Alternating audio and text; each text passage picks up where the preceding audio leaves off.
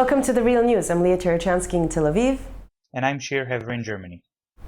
So we're just at the very end of a very dramatic week where the two main political parties of the Palestinians have announced unity.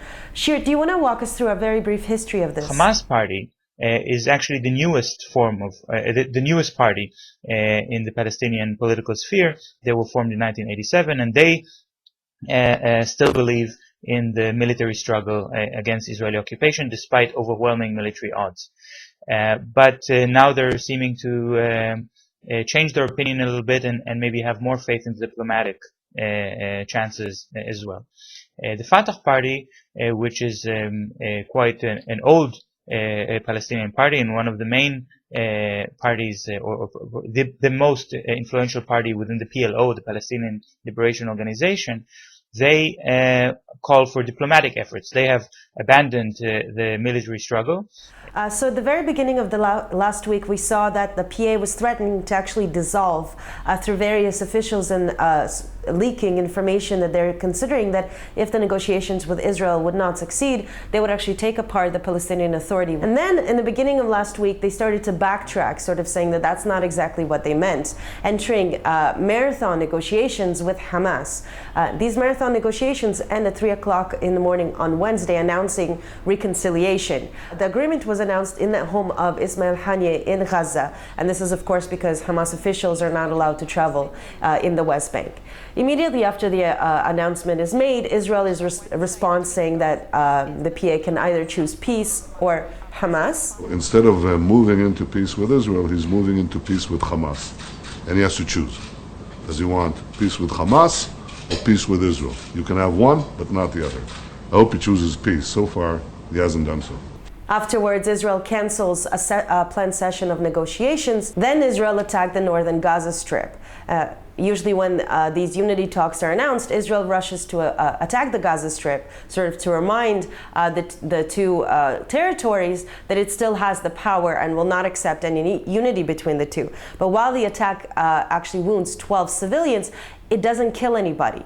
And the PA responds by continuing its security coordination with the Israeli army. And on Friday, the US President Barack Obama said that both sides are not exactly ready and that hard decisions need to be made, but does not actually call for the end or the death of the peace process. Then Saturday and Sunday, the PLO Central Committee holds two-day talks where the Palestinian President Mahmoud Abbas makes a very strong statement in honor of the Israeli Holocaust Day, saying that the Holocaust is the biggest tragedy in modern history. It has now, one after the other, managed to draw cards out of his sleeve and to outmaneuver politically Israel and even the United States. First with the negotiations, he was steadfast with his demands. Then he appeals to the international conventions as soon as Israel breaks the agreement on their sides, and actually, rather than punishing Israel, which is doubtful if he even can, he instead takes on more responsibility for the Palestinian Authority as a state, and that puts Israel in a very uncomfortable position because they're criticizing him for signing international conventions for human rights. Now with the reconciliation agreement, he is exposing Israeli hypocrisy, because Israel has often made the statement that because Palestinians are divided between the West Bank and Gaza, how can we negotiate with only one half? What would any paper that we sign be even worth? But what's even more impressive, in my opinion, is how Abbas has managed, for the first time, as far as I can recall, create a little gap between the Israeli position and the US position. Let's hear from Faiz Abbas. He's a senior editor at Wafa, the official media channel of the Palestinian Authority.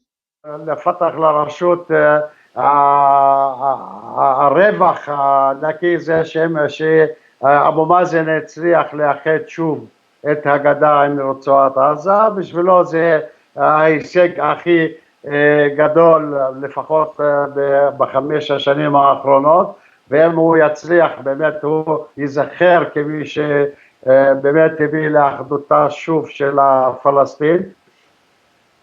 מי שירוויח מזה גם חמאס. חמאס היא תהפך לתנועה פוליטית בתוך הרשות הפלסטינית, בתוך המדינה הפלסטינית. העולם יכיר בה כמפלגה או כתנועה פוליטית, והם יצאו מורווחים מכל הפיוס הזה. There is a very wide consensus, a very wide majority of Palestinians supporting the reconciliation of the two parties, because what almost all Palestinians agree on is that any kind of internal conflict among Palestinians under occupation is serving the occupier rather than the needs of the Palestinians. And I'm glad you brought that up, because I just want to read off a little bit of the most recent poll that we have about Palestinian public opinion from the end of March. Points here that if there were parliamentary elections made, this is of course before the unity talks, Fatah would receive 43% of the vote, while Hamas would receive 28%. Also, 56% of Palestinians would be in favor of any agreement that the PA would sign with Israel, but only a tiny fraction believes that it can actually happen within the next 5 years. היו כבר כמה הסכמים שלא יצא מהם כלום והייתה אכזבה קשה בקרב החברה הפלסטינית, אבל כולם מקווים היום שהפעם זה יצליח, וכנראה שזה עומד להצליח, אבל התגובות עדיין ברחוב הפלסטיני מאוד חשדניות, מאוד יש פקפוק רב בהצלחת ההסכם. על מה אתה מבסס את ההנחה שלך שיכול להיות שהפעם זה כן יצליח? כן. אני לא מבסס את זה על עובדות, אני מבסס את זה על הצהרות המנהיגים. למעשה היום חמאס במצוקה, חמאס בבידוד, חמאס היום, אין אף מדינה ערבית שמוכנה לארח את ראשי החמאס, לא, אפילו לא קטר ולא סודאן. הם במצוקה מאוד קשה מבחינה ערבית, מבחינה בינלאומית, לכן לא הייתה להם לדעתי ברירה. לא הייתה לחמאס ברירה, וחמאס, אם היא רוצה להציל את עצמה ולהציל את המנהיגות, היא חייבת ללכת וליישם את סעיפי ההסכם, ואני חושב ומעריך שהרשות תחזור לשלוט בעזה תוך תקופה לא ארוכה. We saw at the beginning of the Syrian conflict that Hamas was one of the first political bodies to go out very publicly against Bashar al-Assad when they moved their headquarters from Damascus to Cairo. Then when the Muslim Brotherhood was elected in Egypt, they were in a very strong position. But the Muslim Brotherhood actually came out very strongly against some of Hamas's practices, such as storing their weapons in the Sinai desert and digging tunnels with the Egyptian territory of Sinai. When the Muslim Brotherhood was deposed by the current military regime, we saw that this military regime in Egypt has been even worse by shutting down more than 1,500 different tunnels, which are essential for the Gazan economy to succeed.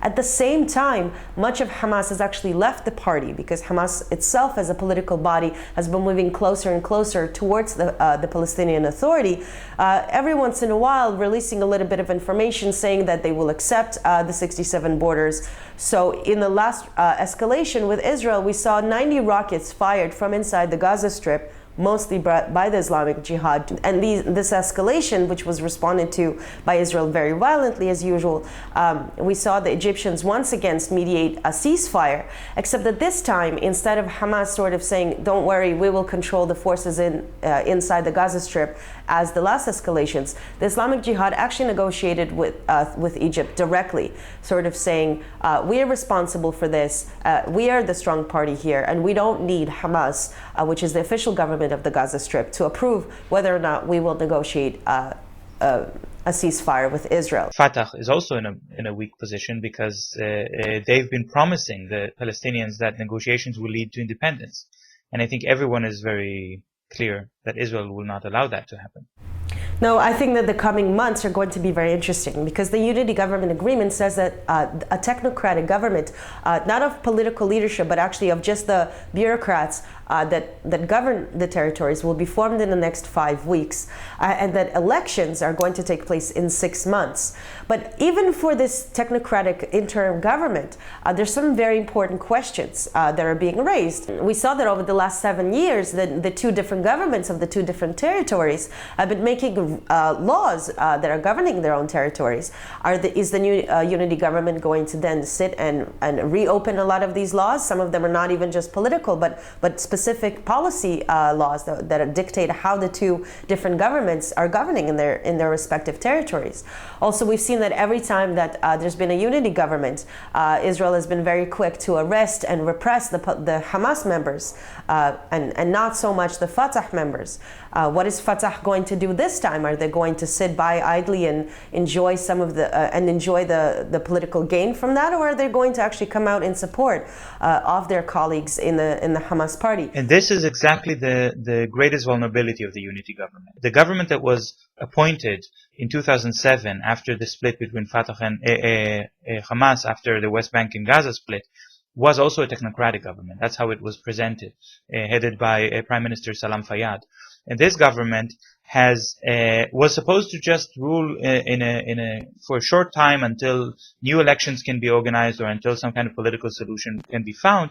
In the end, this government ended up reigning for quite a long time and making very crucial decisions with very long-term implications for the Palestinian people, even though this government was not democratically elected. And that's exactly the problem, because the technocratic government tends to be composed of people who are experts in their fields. And that often means lawyers and economists. Economists usually trained in neoliberal schools, which has been one of the major problems at least in the West Bank, which over the last 6 years has instituted a lot of neoliberal laws. If the elections are really going to take place as scheduled, then the technocratic government can say, well, we're not making any long-term decisions. These are all kind of ad hoc decisions to keep things running until the elections. But what if Israel doesn't allow the elections, free elections to take place? In the last elections, Israel has went so far as to go and tear down posters of Hamas party from walls in an attempt to influence the result of the elections.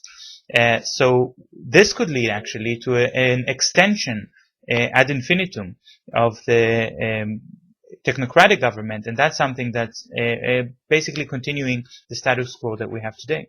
And as Israeli journalist Amir Haas points out, there's very practical problems, such as Israel has been separating the West Bank and Gaza Strip for more than 7 years now, and in fact you can argue for decades, but very concretely for 7 years now. And so how is the new technocratic government going to operate when half the parties can't travel at all? Will they meet only in Jordan? We're also looking at a lot of political pressures. If the US and Europe cut off aid when Hamas joins the government, how is this new aid-dependent government going to survive?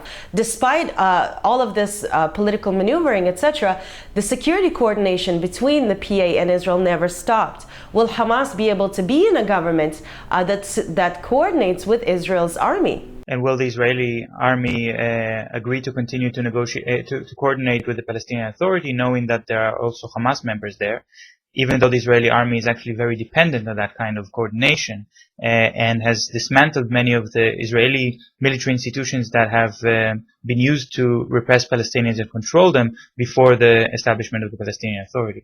Thank you so much for watching The Real News. I'm Tarachansky in Tel Aviv. And I'm Shir Hever in Germany.